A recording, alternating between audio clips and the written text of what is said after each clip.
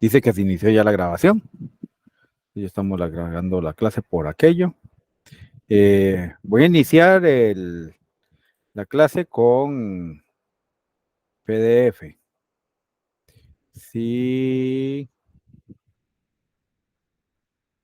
por casualidad se logra insertar la copia en este otro, que es el que yo logro subrayar, entonces volvemos a ese. Si no, por el momento lo que con el que vamos a cerrar el curso es en la parte de análisis y diseño de experimentos. Esta es un libro eh, redactado y escrito por don Humberto Gutiérrez Pulido y Román de la Vara Salazar. Ellos son, pues, creo que son mexicanos. La, la editorial es esta, la Magrao Gil. Yo se los dejé ahí colgados en el aula virtual de la universidad, de la UCAR, y análisis y diseño de experimentos.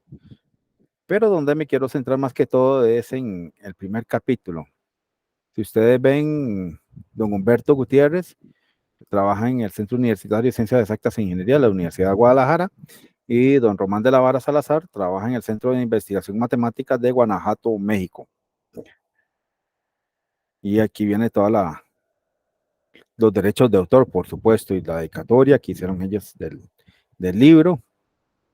Y me quiero centrar en esto, en el capítulo 1, lo que son la introducción al diseño de experimentos, porque todos los demás, los elementos de diferencia estadística, el capítulo 2, el capítulo 3 y el capítulo 5, más que todo eso, pues ya los hemos abordado en las dos clases anteriores con los temas y con los textos que hemos trabajado ahí. Entonces, vamos a entrarle principalmente al capítulo 1, que es con el que cerramos, para que ustedes pues tengan una muy buena idea de lo que ocurre cuando se hace un diseño en la parte experimental que va a cubrir la parte estadística. En introducción al diseño de experimentos, vamos a ver el diseño de los experimentos de hoy en día, definiciones básicas para hacer el diseño de experimentos, etapas en el diseño de experimentos, consideraciones prácticas sobre el uso de métodos estadísticos, principios básicos, clasificación y selección de objetivos experimentales. Aquí pues se trata de conocer el papel fundamental que juega el diseño de experimentos en el mejoramiento de procesos y en la investigación, identificar los principios básicos y la terminología adecuada en el diseño de experimentos y describir las etapas más importantes en la investigación experimental. Aquí tenemos un mapa conceptual sobre lo que es el abordaje del capítulo. En el diseño de experimentos vamos a tener involucradas a la industria, a la investigación, a la historia, las definiciones básicas, las etapas, métodos estadísticos, principios, clasificación y selección. ¿Ok? Todo eso está ahí inmerso, pues, en el diseño de experimentos, ¿verdad? Para tenerlo presente. Vamos a ver, porque sí me gustaría. Ah, sí, sí lo logró. Excelente.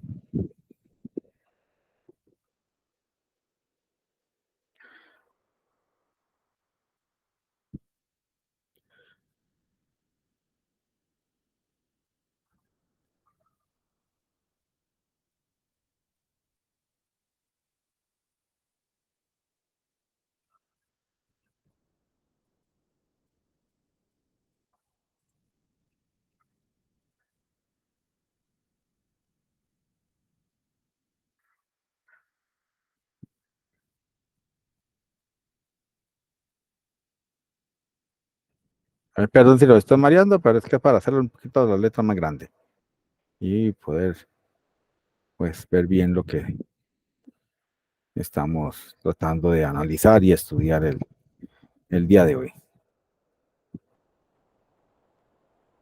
El mapa conceptual, y aquí está. En el diseño de los experimentos de hoy en día, pues vamos a tener presente la siguiente situación. En el campo de la industria frecuenta hacer experimentos o pruebas con la intención de resolver un problema o comprobar una idea, conjetura, hipótesis.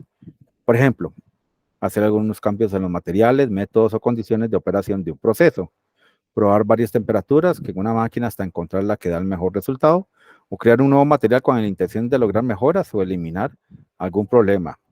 Sin embargo,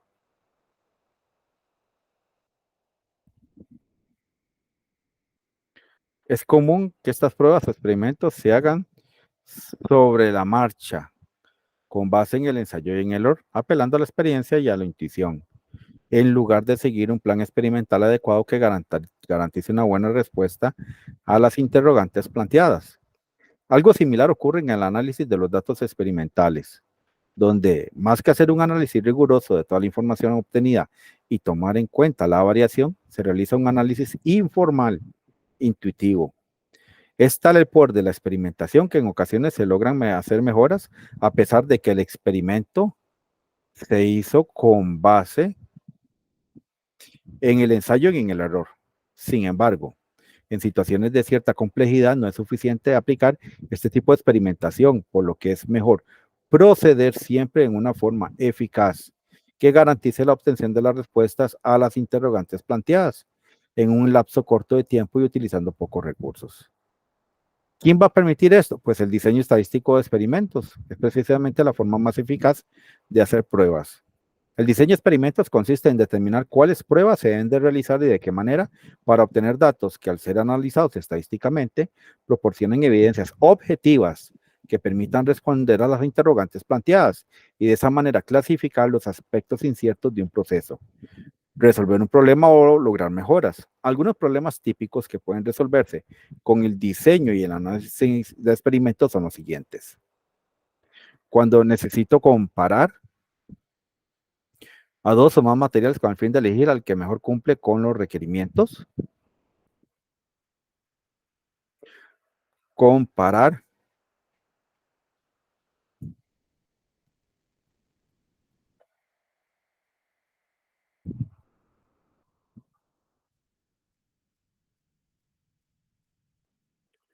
comparar varios instrumentos de medición para verificar si trabajan con la misma precisión y exactitud. Bien, determinar los factores o las X vitales de un proceso que tienen impacto sobre una o más características del producto final.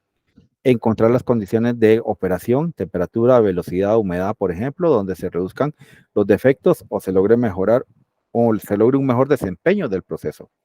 Reducir el tiempo de ciclo del proceso, hacerle el proceso insensible o robusto a oscilaciones de variables ambientales, apoyar el diseño o rediseño de nuevos productos o procesos, ayudar a conocer y caracterizar nuevos materiales.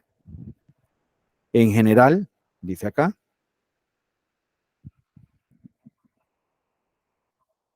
cuando se requiere mejorar un proceso, existen dos maneras básicas de obtener la información necesaria para ello. Una es observar o monitorear vía herramientas estadísticas para obtener señales útiles que permiten mejorarlo.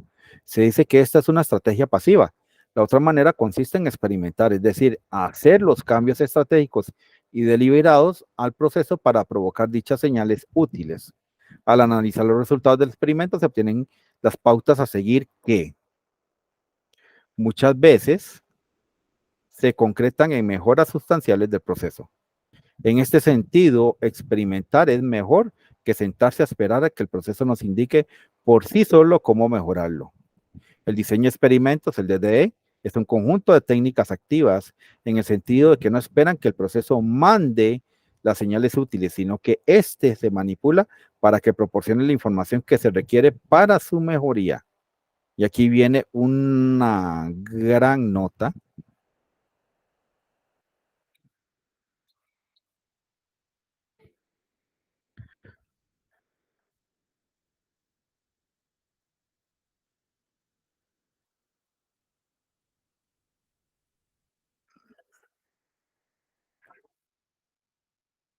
Chancecito.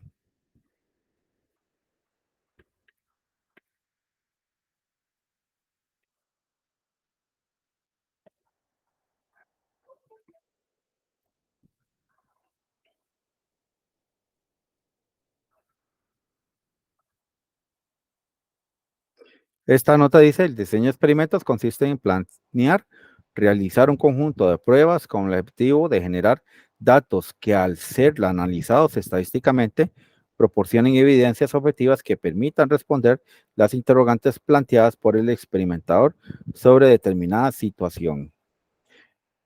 Si bien es cierto, el libro está enfocado a materiales y sobre todo a mejoras en la industria, pues más que todo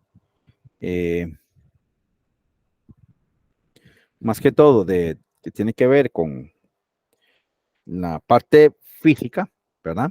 La parte de la ingeniería, pues como estamos ahí viendo que uno de los autores era ingeniero y que el otro es matemático, eso también se puede extrapolar a cualquier situación que nosotros estemos trabajando.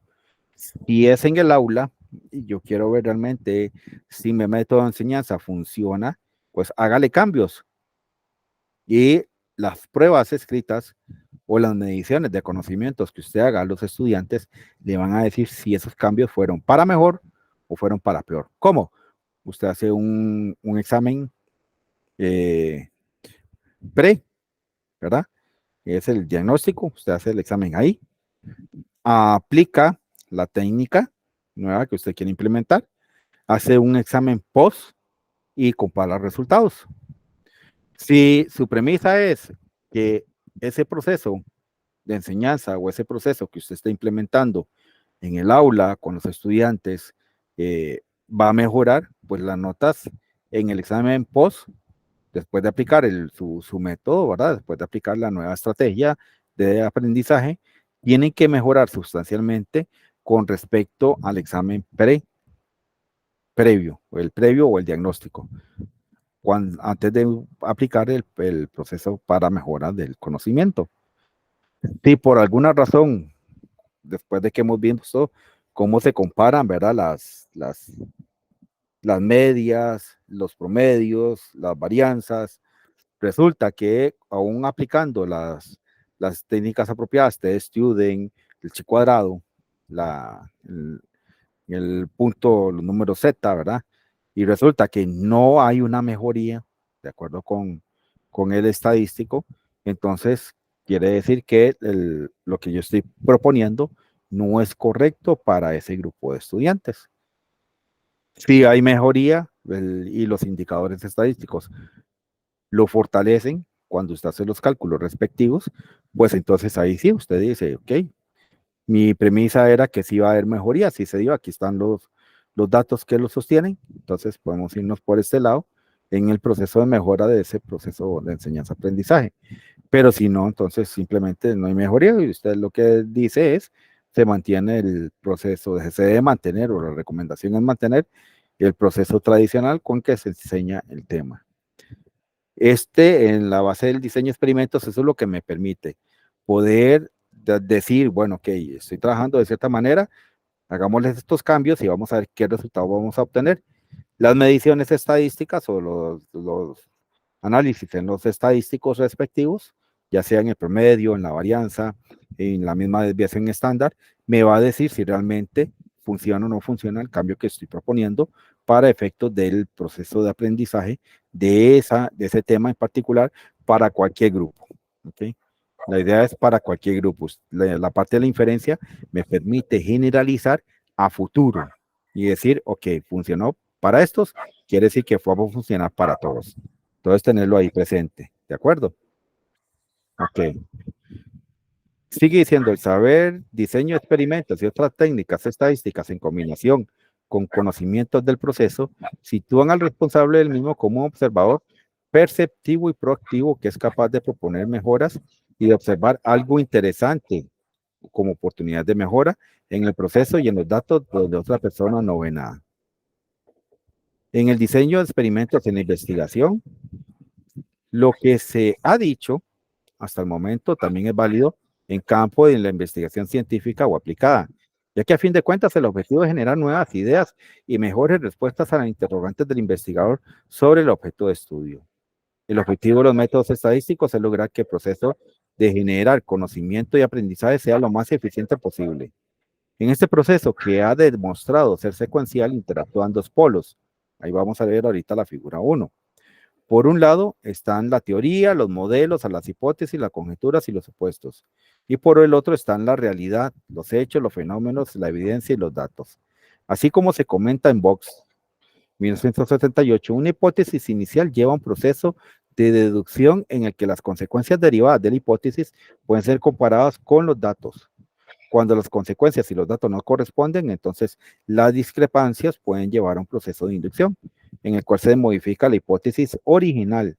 De esta manera se inicia un segundo ciclo de la interacción de teorías y datos, en el cual las consecuencias de las hipótesis modificadas son comparadas con los datos de los viejos y los que se obtengan en este nuevo ciclo. Esto puede llevar a futuras modificaciones y a la obtención del conocimiento. Dice que este proceso interactivo de aprendizaje puede visualizarse como un ciclo de retroalimentación, figura 1.2, en el cual la discrepancia entre los datos y las consecuencias de la hipótesis 1 llevan a una hipótesis modificada 2 y de la verificación de esta, además de conocimiento, se produce una modificación de la modificación de la hipótesis, que es la de la hipótesis 3 y así sucesivamente. El proceso deductivo, que es el que propone este, es que cuando las consecuencias derivadas de la hipótesis pueden ser comparadas con los datos, y el proceso de inducción es cuando las consecuencias de la hipótesis original y los datos no están de acuerdo, por lo que se inicia este proceso para cambiar la hipótesis inicial. Aquí hay una breve historia del diseño de experimentos, el diseño estadístico de experimentos, desde su introducción por Ronald A. Fisher en la primera mitad del siglo XX en Inglaterra, se ha utilizado para conseguir un aprendizaje acelerado. El trabajo de Fisher se ve a través de su libro The Design of Experiments, 1935, influyó de manera decisiva en la investigación agrícola, ya que aportó métodos ahora usados en todo el mundo para evaluar los resultados de experimentos con muestras pequeñas. Las claves de las aportaciones de Fisher radican en que este investigador se dio cuenta de que las fallas en la forma de realizar experimentos obstaculizaba el análisis de los resultados experimentales. Fisher también proporcionó métodos para diseñar experimentos destinados a investigar la influencia simultánea de varios factores. Y aquí están las figuras que le estábamos hablando. Por un lado tenemos la teoría, modelos, hipótesis, supuestos, y por el otro tenemos la realidad, los hechos, los fenómenos y datos que influyen en esa teoría. Este es un proceso interactivo de experimentación. Vea que es un ir y venir. A veces se va de la realidad a la teoría, de la teoría se viene baja a la realidad, y así sucesivamente, para lograr obtener conocimiento y obtener nuevos hechos que revaliden o refuten lo que yo estoy proponiendo. Y en la figura 1.2, lo que se está proponiendo es el proceso de generación de aprendizaje y conocimiento como un ciclo de retroalimentación. Se inicia siempre con una hipótesis inicial, sea el proceso deductivo, se dan las consecuencias de ese proceso, de esa hipótesis inicial a través de los datos. A través de la unión de esas dos consecuencias, pues se tiene la inducción y tenemos la hipótesis modificada 2 que retroalimenta nuevamente o reemplaza a la hipótesis 1 y vuelve a iniciar el proceso hasta que sea totalmente estable la obtención del conocimiento y que realmente valide la hipótesis que se está planteando. Siguiendo con la historia de Fisher, pues los desarrollos posteriores en diseños de experimentos fueron encabezados por Jer E.P. Vox, quien trabajó como estadístico durante 8 años en la industria química en Inglaterra y desarrolló la metodología de superficies de respuestas. Véase Vox y Wilson de 1951, la cual incluye nuevas familias de diseños y una estrategia para la experimentación secuencial. ¿Ok?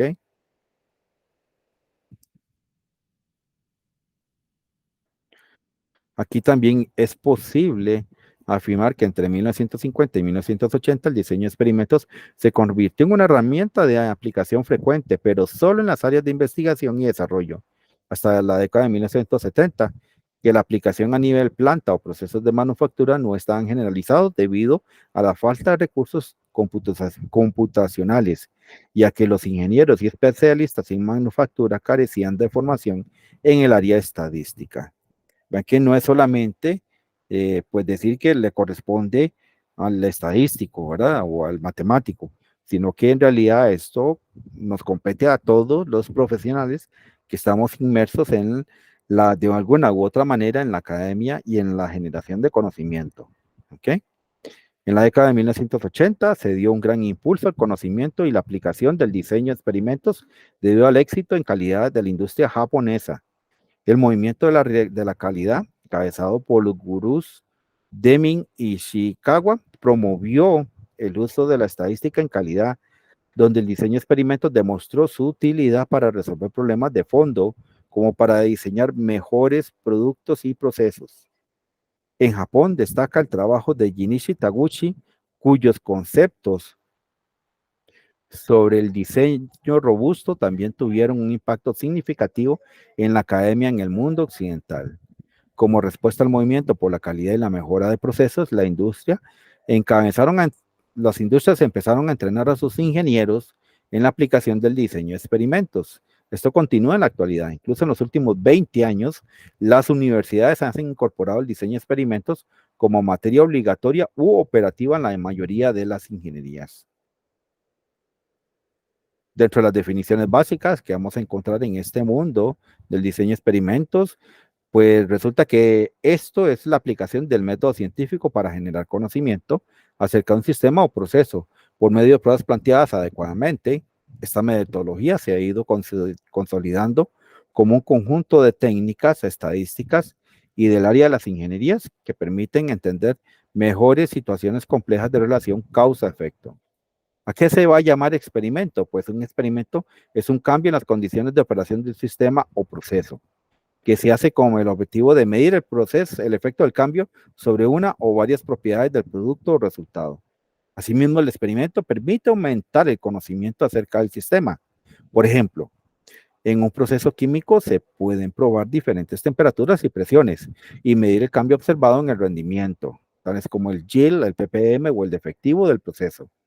Al analizar los efectos datos, se obtienen conocimiento acerca del proceso químico, lo cual permite mejorar su desempeño. Entonces aquí viene una gran nota también aquí al lado de la página,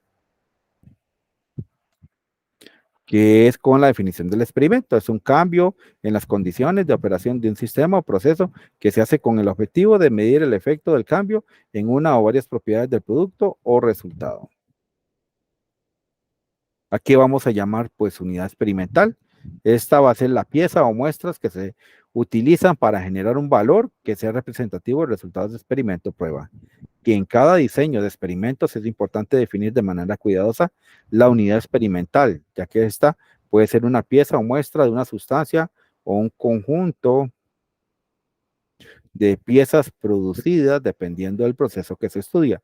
Por ejemplo, si se quiere investigar alternativas para reducir el porcentaje de piezas defectuosas en un proceso que produce muchas piezas en un lapso corto de tiempo, es claro que no sería muy confiable que la unidad experimental fuera una sola pieza, en la cual se vea si en una condición experimental está defectuosa o no. Aquí la unidad experimental pues será cierta cantidad de piezas que se producen en las mismas condiciones experimentales y al final se analizará cuántas de ellas están defectuosas y cuántas no. Entonces vean que aquí llamamos unidad experimental pues a las piezas o muestras que se utilizan para generar un valor que sea representativo del resultado de la prueba.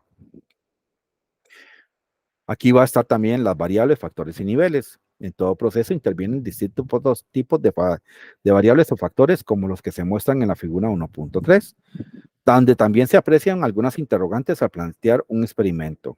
Entonces aquí está la figura 1.3. Aquí vamos a tener pues la entrada con factores controlables, factores no controlables y las causas. Esos entran al proceso y vamos a tener en la salida las características de calidad o variables de respuesta y los efectos. Aquí las grandes preguntas es cuáles características de calidad se van a medir, cuáles factores controlables deben incluirse en el experimento, qué niveles deben de utilizarse de cada factor y cuál diseño experimental es el más adecuado. La variable de respuesta siempre va a ser a través de las variables que se conocen el efecto o los resultados de cada prueba experimental, por lo que pueden ser características de la calidad de un producto o variables que miden el desempeño de un proceso.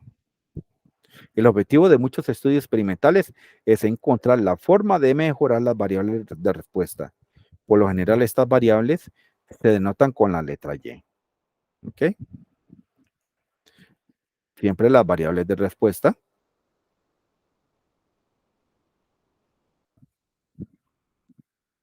pues van a ser de las que se conocen el efecto o los resultados de cada prueba experimental. Aquí vamos a llamar, o que aquí que llaman factores controlables en el diseño de experimentos, pues son las variables de proceso o características de los materiales experimentales que se pueden fijar en un nivel dado. Algunos de estos son los que usualmente se controlan durante la operación normal del proceso y se distinguen porque cada uno de ellos existe la manera o el mecanismo para cambiar o manipular su nivel de operación. Esto último es lo que hace posible que se pueda experimentar con ellos. Por ejemplo, si en el proceso se usa agua a 60 grados centígrados, entonces debe existir un mecanismo que permita afirmar la temperatura del agua dentro de un rango de operación. Algunos factores o características generalmente controlan son la temperatura, el tiempo de residencia, la cantidad de cierto reactivo, tipo de reactivo, método de operación, velocidad, presión, etc. A los factores controlables también se le llama las variables de entrada, condiciones del proceso, variables de diseño, parámetros del proceso, las X de un proceso o simplemente factores. Nota rápida. Factores controlables, pues son variables del proceso o características de los materiales y los métodos experimentales que se pueden fijar en un nivel dado. Dentro de los factores no controlables o de ruido, son las variables o características de materiales y métodos que no se pueden controlar durante el experimento o la operación normal del proceso. Por ejemplo, algunos factores que suelen ser no controlables son las variables ambientales, tales como luz, humedad, temperatura, partículas, ruido. El ánimo de los operadores, la calidad del material que se recibe del proveedor interno o externo, un factor que ahora no es controlable, pueden convertirse en controlable cuando se dan cuenta con el mecanismo o tecnología para ello. De nota rápida, factores no controlables son variables que no se pueden controlar durante el experimento o la operación normal del proceso. Dentro de los factores estudiados, pues son las variables que se investigan en el experimento respecto de cómo influyen o afectan a las variables de respuesta. Los factores estudiados pueden ser controlables o no controlables. A estos últimos quizás fue posible de interés controlarlos durante el experimento, pues para que un factor pueda ser estudiado es necesario que durante el experimento se haya probado en al menos dos niveles o condiciones. En principio, cualquier factor que sea controlable o no puede tener alguna influencia en la variable de respuesta que se refleja en su media o en su variabilidad. Para fines de un diseño de experimentos deben seleccionarse los factores que se consideran, por ejemplo, por conocimiento del objeto de estudio que pueden tener efectos sobre la respuesta de interés. Obviamente, si se decide o interesa estudiar el efecto de un factor no controlable, parte de la problemática a superar durante el diseño para ver si existe alguna manera que se controlará durante el experimento tal factor. Aquí los factores estudiados, nota rápida, son las variables que se investigan en el experimento para observar cómo afectan o influyen en la variable de respuesta en el resultado final.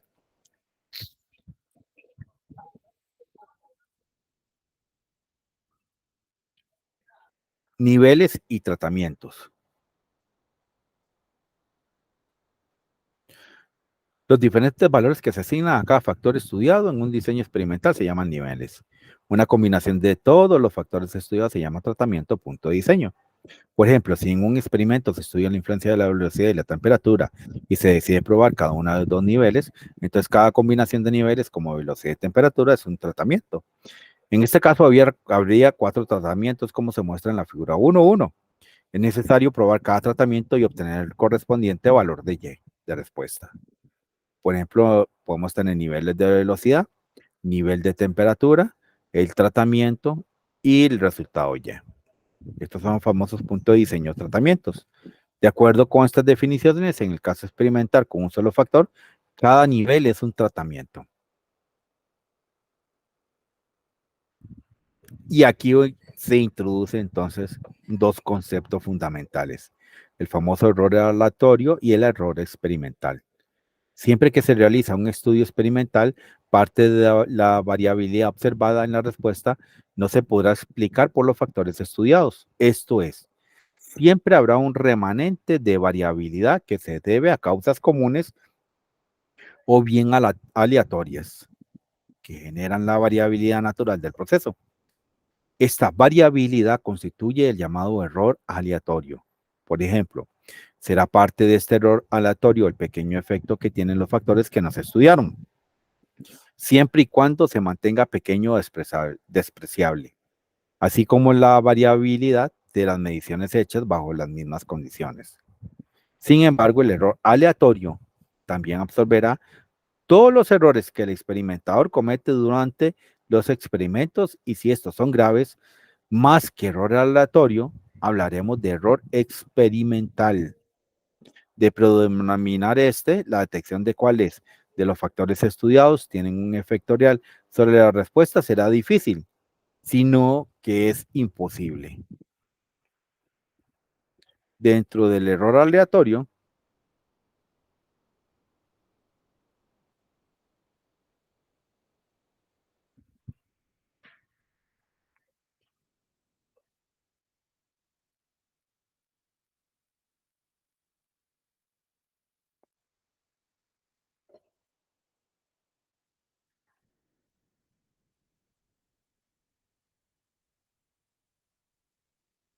dentro del error aleatorio, te ponemos que la variabilidad observada que no se puede explicar por los factores estudiados resulta el pequeño efecto de los factores no estudiados y del error experimental.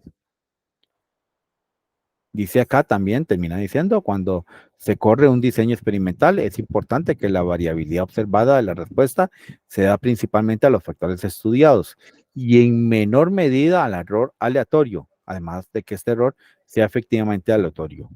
Cuando la mayor parte de la variabilidad observada se dé a factores no estudiados o a un error no aleatorio, no se podrá distinguir cuál es el verdadero efecto que tienen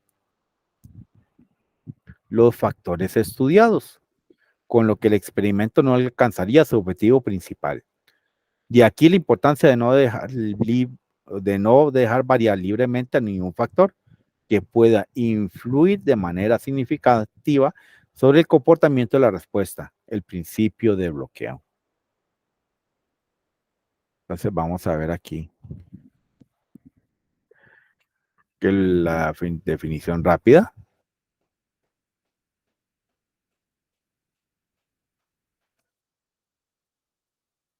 de lo que es el error experimental.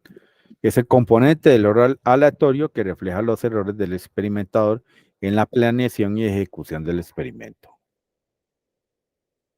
En la figura 1.4 se establecen pues los factores de diseño fáciles de controlar, como el tiempo de ciclo, presión del model DESI, velocidad del tornillo, la temperatura, tiempo de curado o contenido de humedad.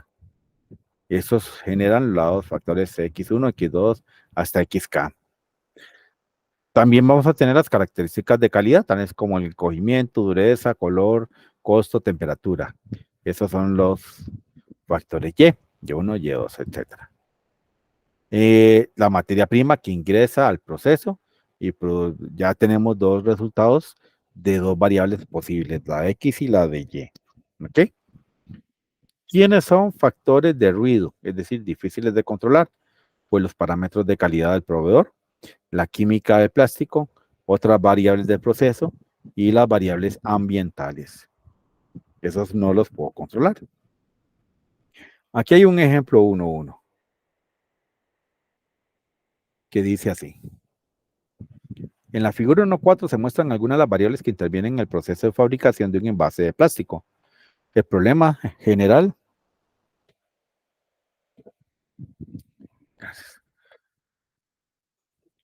el problema general es encontrar pues las condiciones de operación de los factores controlables que dan por resultado valores óptimos de las características de calidad ahí alistadas. También podría ser de interés investigar el efecto de factores no controlables, buscando lograr un proceso insensible y robusto a su posible efecto. Supongamos que solo interesa la dureza de la pieza de plástico resultante. Algunas preguntas que se pueden responder con un diseño experimental son: ¿cuáles factores afectan la dureza del plástico? ¿Cómo es que la afectan? O bien, ¿qué relación hay entre los factores controlables y la dureza? ¿Existirán otras condiciones de operación distintas a las actuales que mejoren la dureza? Estas preguntas se responden probando diferentes combinaciones en los niveles de los factores controlables, seleccionadas de manera adecuada. Esto último significa escoger el diseño experimental más adecuado al problema, que en este caso parece ser un diseño factorial completo o fraccionado. Eso se estudia en los capítulos 5, 6 y 8. Nosotros lo hicimos previamente en las clases iniciales. Aquí vamos a tener también pues las etapas de lo que es el diseño de experimentos. Un aspecto fundamental del diseño de experimentos es decir cuáles pruebas o tratamientos se van a realizar y cuántas repeticiones de cada uno se requieren, de manera que se obtenga la máxima información al mínimo costo posible. El arreglo formado por los diferentes tratamientos que serán corridos, incluyendo las repeticiones, reciben el nombre de matriz de diseño o solamente el diseño. Para que un estudio experimental sea exitoso, es necesario realizar por etapas diferentes actividades. En este sentido, las etapas más importantes y a las que se le debe dedicar mayor tiempo es la planeación, el último capítulo. A continuación se describen de manera breve las etapas del diseño como objeto de dar una visión global de lo que implica su correcta aplicación. Varios conceptos que se proporcionan en estas etapas se definen con detalle en los siguientes capítulos. Entonces aquí, ¿a qué se va a llamar? Pues la matriz de diseño es el arreglo formado por los tratamientos que serán corridos, incluyendo las repeticiones. Y aquí vamos a llamar planeación, pues las actividades encaminadas a entender, delimitar el problema o objeto de estudio y seleccionar variables de respuesta y de factores. Concluye con la especificación de los tratamientos a realizar con la organización del trabajo experimental.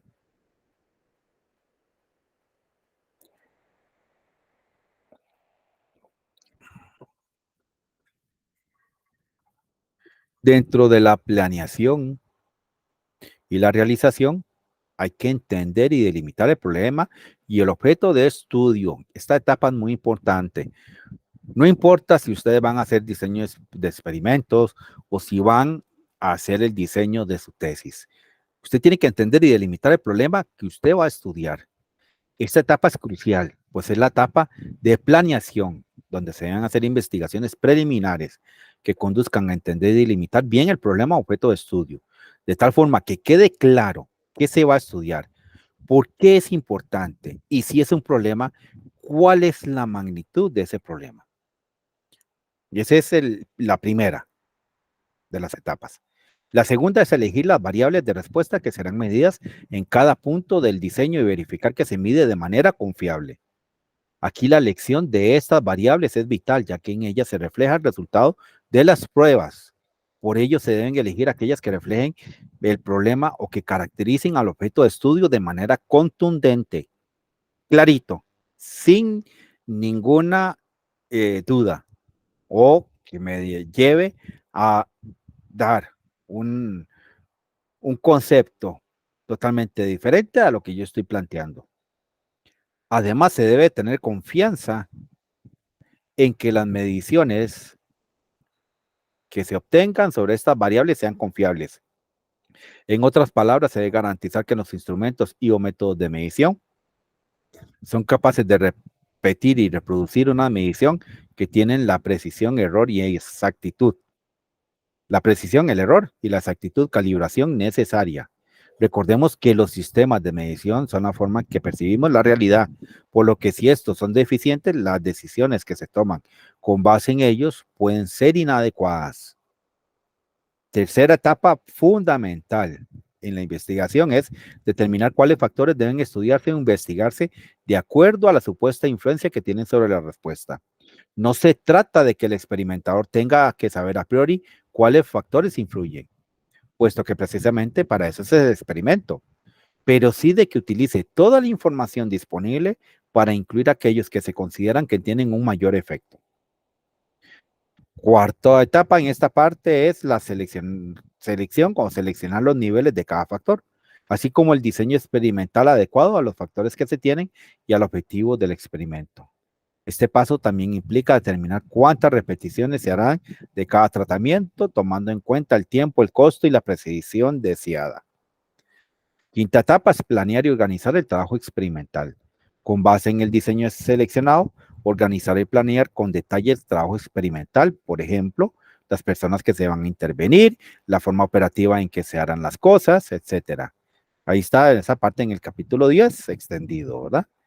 que ya también lo hemos abordado aquí en el transcurso de las semanas. Y por supuesto, la última etapa, realizar el experimento, a ver qué ocurre.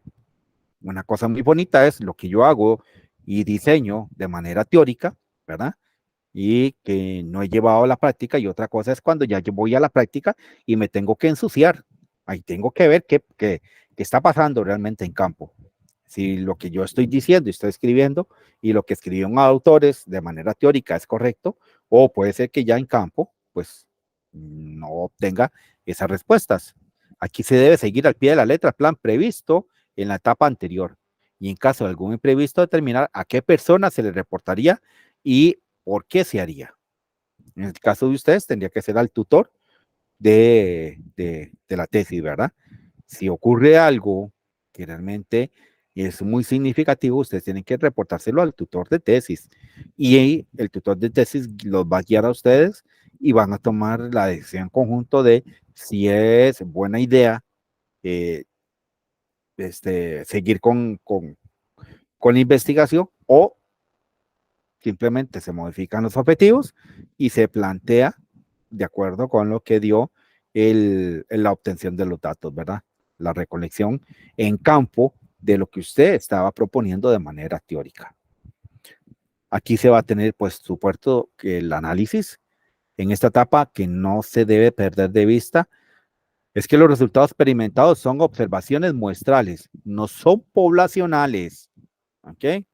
Por ello, se debe recurrir a métodos estadísticos inferenciales para ver si las diferencias o efectos muestrales experimentales son lo suficientemente grandes para que se garanticen diferencias poblacionales o a nivel de proceso.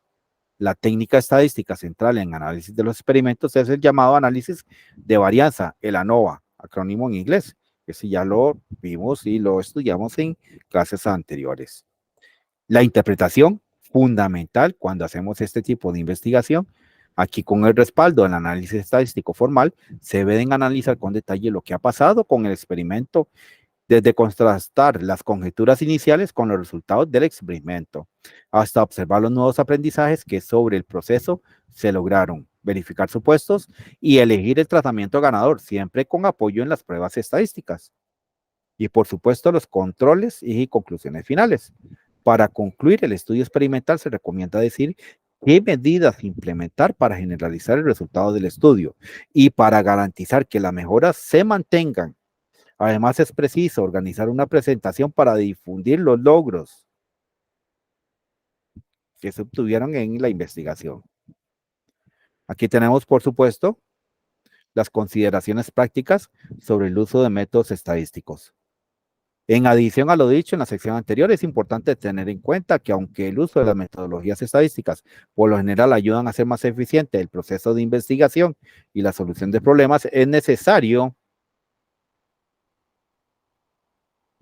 denme un chance,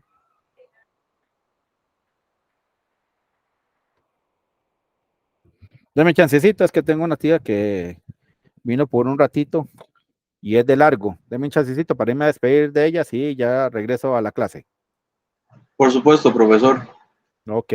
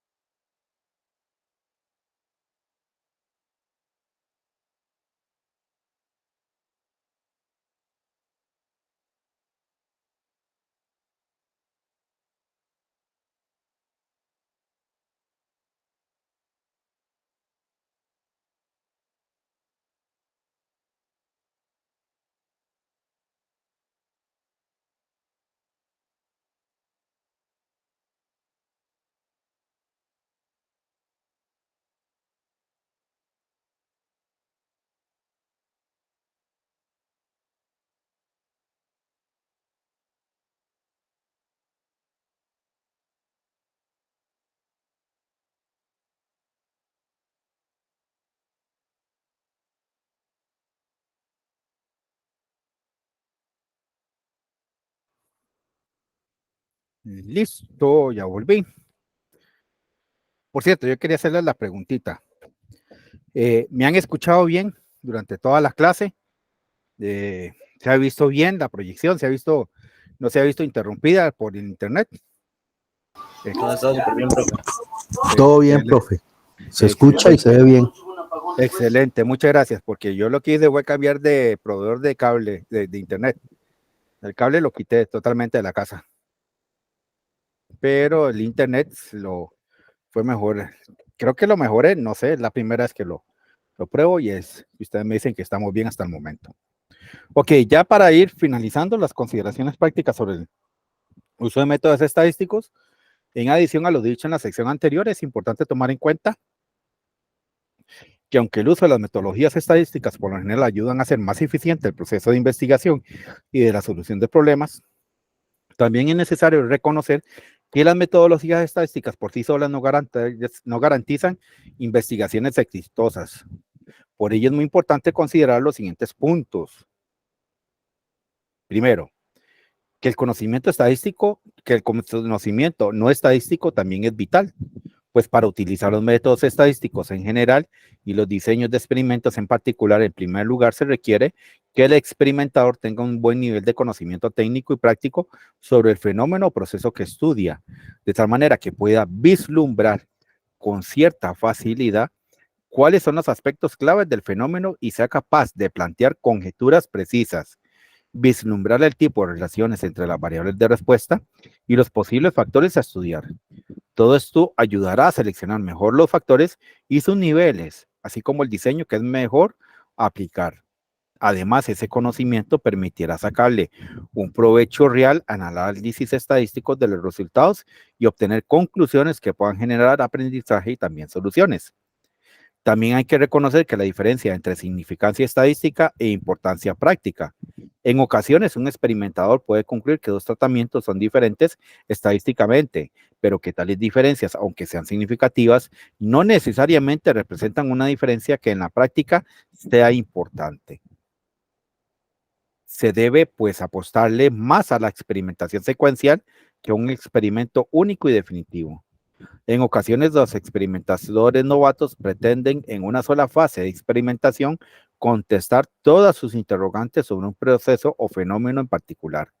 Sin embargo, esto puede llevar a experimentos muy extensos que consuman demasiados recursos y que retarden la generación de los resultados.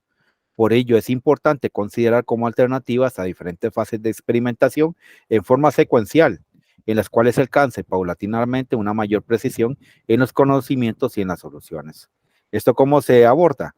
Caramba, si usted va a hacer una tesis, pues haga un objetivo general y 2 o 3 específicos, no más de eso, porque si usted hace más de eso, se cae en esta parte en donde se puede ser muy extenso y no se pueda concluir en el tiempo que determina la universidad los resultados y poder generalizar a partir de esos resultados. También es importante no confundir la experimentación secuencial con la experimentación a prueba y error. Véase la sección experimentación factorial frente a mover un factor a la vez del capítulo 5. La experimentación secuencial en cada fase sigue una estrategia bien definida y pensada. Por lo tanto, en cada fase se obtienen resultados y conclusiones importantes que permiten generar soluciones y conocimientos más refinados para plantear de mejor manera la fase siguiente de experimentación. Dentro de los principios básicos que debemos de tener presentes aquí en la experimentación, pues el diseño de experimentos trata de fenómenos que son observables y repetibles. Por lo tanto, sin el pensamiento estadístico, los conceptos de observabilidad y repetibilidad son inherentemente contradictorios. Cualquier cosa observada se aprecia con variabilidad. Nada ocurre exactamente de la misma forma dos veces. Incluso las mediciones del mismo evento varían. Entonces, ¿qué se quiere decir cuando la ciencia demanda que una observación sea repetible? ¿Qué repetición? Es realmente una repetición. Cuando un resultado es el mismo o difiere, ¿es confirmación o contradicción? Estas preguntas no pueden ser contestadas de manera coherente sin el pensamiento estadístico. Por ejemplo, alguien da una receta de chocolate, dice que no falla, pero se prueba y no sale. Mientras que el segundo y el tercer intento sí funcionan. La receta está comprobada completamente. pues los chocolates tienen más de 800 ingredientes individuales que pueden ser separados. De acuerdo con lo anterior, se debe ser muy cuidadoso en la planeación y en el análisis del experimento. El punto de partida para una correcta planeación es aplicar los principios básicos del diseño de experimentos, aleatorización, repetición y bloqueo, los cuales tienen que ver directamente con los datos obtenidos, sean útiles para responder a las preguntas planteadas. Es decir, la validez del análisis de los datos se apoya en estos principios. El siguiente es la aleatorización.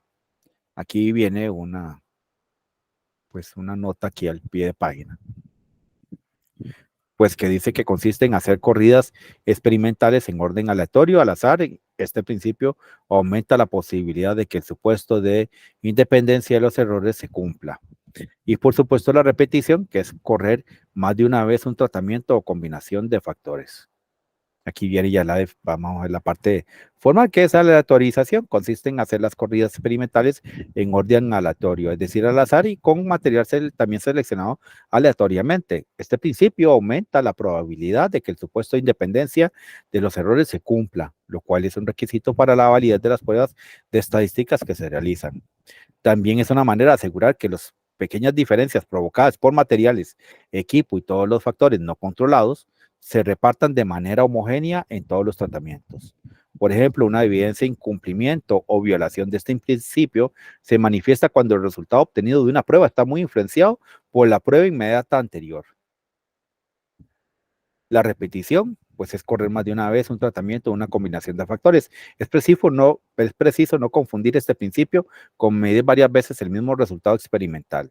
Repetir es volver a realizar un tratamiento, pero no inmediatamente después de haber corrido el mismo tratamiento, sino cuando corresponda de acuerdo con la aleatorización. Las repeticiones permiten distinguir mejor qué parte de la variabilidad total de los datos se debe al error aleatorio y cuál de los factores. Cuando no se hacen repeticiones, no hay manera de estimar la variabilidad natural o el error aleatorio, y esto dificulta la construcción de estadísticas reales en el análisis de los datos. Por supuesto, tenemos el bloqueo. Consiste en modificar o tomar en cuenta en forma adecuada todos los factores que puedan afectar la respuesta observada. Al bloquear, se supone que el subconjunto de datos que se obtengan dentro de cada bloque, el nivel particular del factor bloqueado, debe resultar más homogéneo que el conjunto total de los datos. Por ejemplo, si se quieren comparar 4 máquinas, es importante tomar en cuenta al operador de las máquinas, en especial si se cree que la habilidad y los conocimientos del operador pueden influir en el resultado. Una posible estrategia del bloqueo del factor operador sería que el mismo operador realizara todas las pruebas del experimento. Otra posible estrategia de bloqueo sería experimentar con 4 operadores, es decir, 4 bloques, donde cada uno de ellos prueba en orden aleatorio las 4 máquinas. En este segundo caso, la comparación de las máquinas quizás es más real. Cada operador es un bloque, porque se espera que las mediciones del mismo operador sean más parecidas entre sí que las mediciones de varios operadores. Los principios básicos se entenderán mejor en la medida que se estudien los ejemplos de los capítulos siguientes, en particular de la sección poblaciones variadas del capítulo 2. Se presentan los experimentos más simples donde la aplicación de estos principios es evidente. Eso fue en la semana 2 de la aparición, ¿verdad? Cuando se habló de los diferentes experimentos, diferentes maneras de entrarle a la obtención de o estudios de poblaciones, ahí está explicado en esa clase. Clasificación y selección de los diseños experimentales. Existen muchos diseños experimentales para estudiar la gran diversidad de problemas o situaciones que ocurren en la práctica. Esta cantidad de diseños hace necesario saber cómo elegir el más adecuado para una situación dada, y por ende es preciso conocer cómo es que se clasifican los diseños de acuerdo con su objetivo y su alcance.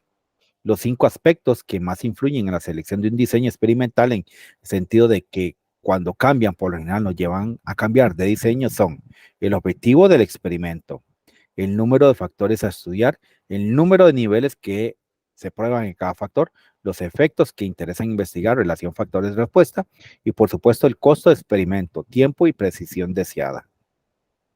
Estos 5 puntos no son independientes entre sí, pero sí es importante señalarlos de manera separada, ya que al cambiar cualquiera de ellos generalmente cambia el diseño experimental a utilizar. Eso está en el capítulo 10. Con base en algunos de estos 5 puntos es posible clasificar los diseños como lo hacemos a continuación.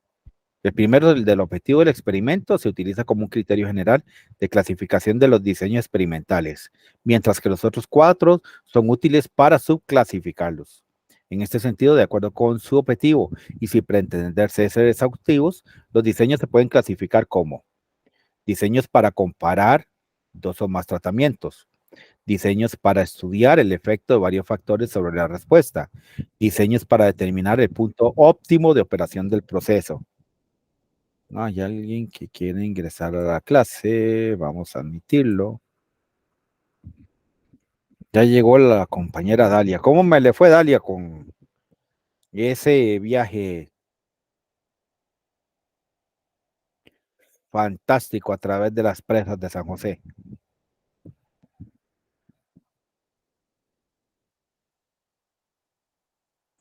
Buenas tardes, perdón a todos. Buenas tardes. No, mil disculpas, que demasiado vergüenza. No, tranquilidad.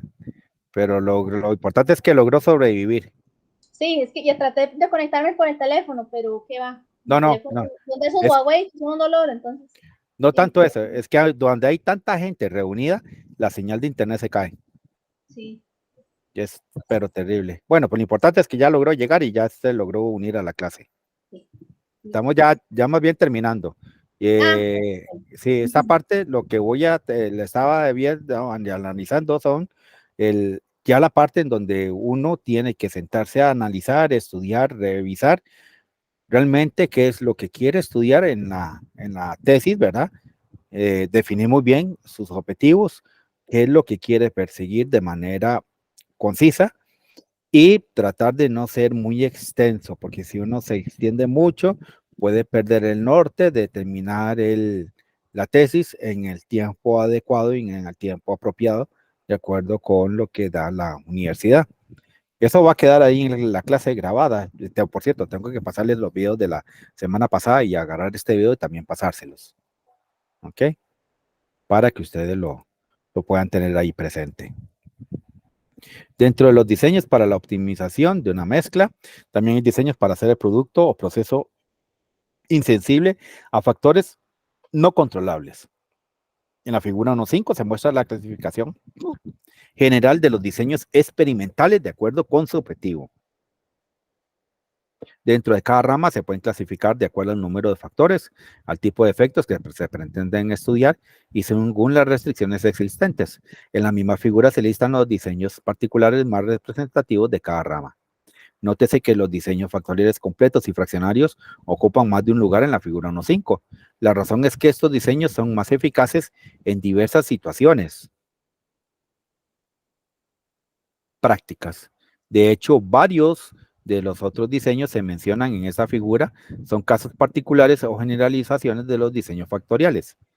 En los siguientes capítulos se verán con detalle práctico todos estos diseños. Y aquí está la figura 1.5, que es la clasificación de los diseños experimentales. Aquí vamos a tener los diseños para comparar 2 o más tratamientos, el diseño completamente al azar, diseño de bloques completos al azar, diseño de cuadros latino y greco-latino. La segunda etapa serían los diseños para estudiar el efecto de varios factores sobre una o más variables de respuesta. Aquí tenemos los diseños factoriales 2K, 3K, diseños factoriales fraccionarios 2 a las K menos P. Tenemos también los diseños para la optimización de procesos, diseños para el modelo de primer orden, diseño factoriales 2K, 2K menos P, diseño de Plackett-Burman, diseño simplex, también los diseños para el modelo de segundo orden, diseños de comparación central, diseños de Bloch-Benken, diseños factoriales 3K y 3 a la K menos P. Tenemos los diseños robustos, los famosos arreglos ortogonales, diseños factoriales, diseños con arreglos internos y externos. Y por supuesto los diseños de mezclas, diseño simplex reticular, diseños simples con centroides, diseños con restricciones y diseño axial. Todos esos, como les digo, si yo tengo presente qué es lo que quiero estudiar, cómo quiero estudiarlo y las preguntas apropiadas para estudiarlo, pues lo hago de manera muy eficiente, lo hago de una manera muy concreta, muy directa y minimizo todos los factores y todos los errores que se presentan en la investigación y hacen que mi investigación y los resultados que yo pueda obtener en general sean realmente confiables y que yo pueda hacer una extrapolación en la población. Recuerden que aquí siempre se trabaja con muestras, aun cuando pues estamos trabajando con grupos, pues son simples muestras, ¿ok? Ya el capítulo 2, lo que son elementos de diferencia, ya eso, ya hemos pasado por esas etapas en las clases anteriores y yo creo que ya aquí pues es hacer un cierre de lo que es el curso de estadística inferencial. Quedaban activos 4 mapas mentales, entonces la idea mía es darles el chance de aquí hasta las 7 de la noche para que ustedes me puedan terminar, ojalá esos mapas mentales para el día de hoy, los que les hagan falta, los puedan entregar y yo en el transcurso del día de mañana poder estar reportándoles pues la nota a ustedes debidamente e irnos a vacaciones ya, y ahora sí a Navidad, tranquilos, ¿verdad? Aún así, tienen todavía chance para el 22 de diciembre, pero el ideal sería de que ojalá hoy pudieran terminar y no esperarnos hasta el 22, 23 de diciembre para estar reportando notas. Y esa es la propuesta mía de aquí en lo que resta de la sesión, ¿verdad? No sé si están de acuerdo con esa parte, que se puedan ir de una vez ya a trabajar ahí y ojalá entregarlo y salir de eso de un solo tiro. ¿Les parece? Listo. Listo. Excelente. Señor, muchas gracias. Ok. Profe, Muchas gracias, profe. ¿puedo Ok. hacer un paréntesis? Sí, Perdón, claro. Sí, claro. un paréntesis que no tiene que ver con usted. Dígame. Compañeros, ¿alguno sabe la nota en la materia anterior? ¿Qué pasó con eso? No, compañera, yo no he visto nada. La profesora había reportado que estaba teniendo como problemillas para ingresar las notas, pero Sí. eso fue lo último que supe y que puso en el grupo, más no sé. Sí, porque Sí, a mí no me ha llegado nada todavía. A mí me dijo que va a hablar con Daniel, con uno de los muchachos encargados, entonces que apenas solucionaba eso nos avisaba. Ah, ok, sí, porque es que ya no aparece el curso tampoco en la plataforma. Qué susto. Sí. Ay, Ok. sí, bueno. Bueno, pero no es el curso mío de estadística No, inicial. profe, no. No, Tranquilo. no hay problema. ¿A ustedes Sí, les apareció, sí la nota de ese, sí? sí, Bueno, todo bien. ok. Es el otro Entonces, curso. bueno, Gracias, profe. ok, Muy bien. con gusto. Entonces, de ahí, manos a la hora, a trabajar y ojalá yo ya a la medianoche poderles estarle reportando la nota de ustedes de este curso.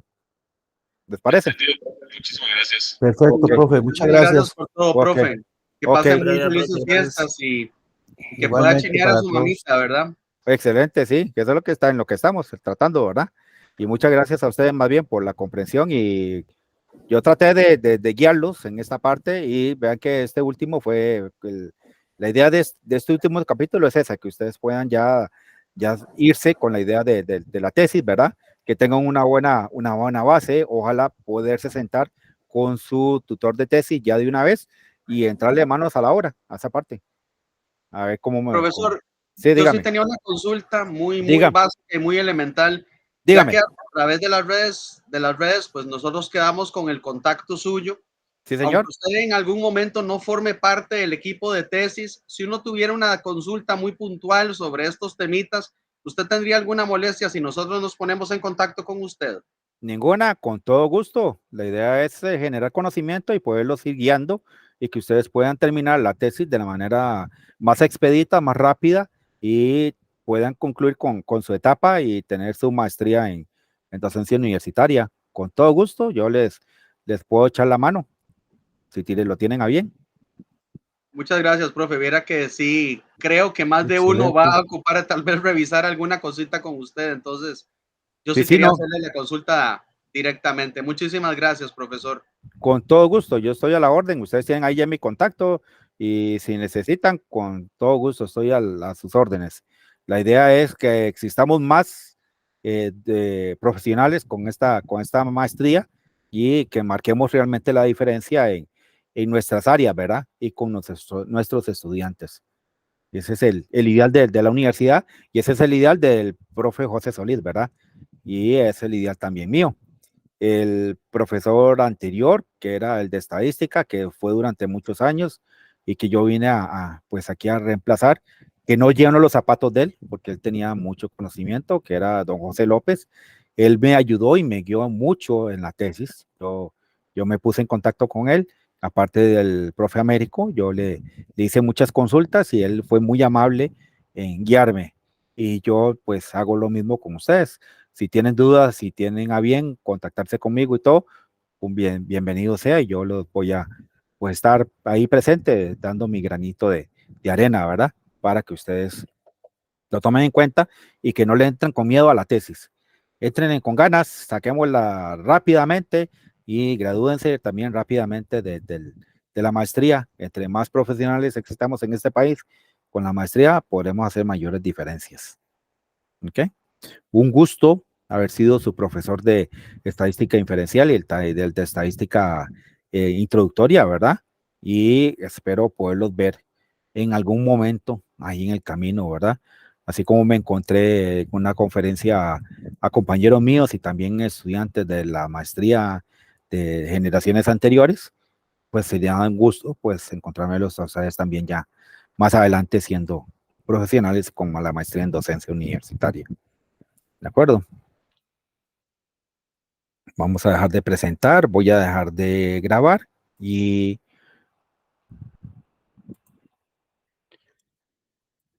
para que no pierdan la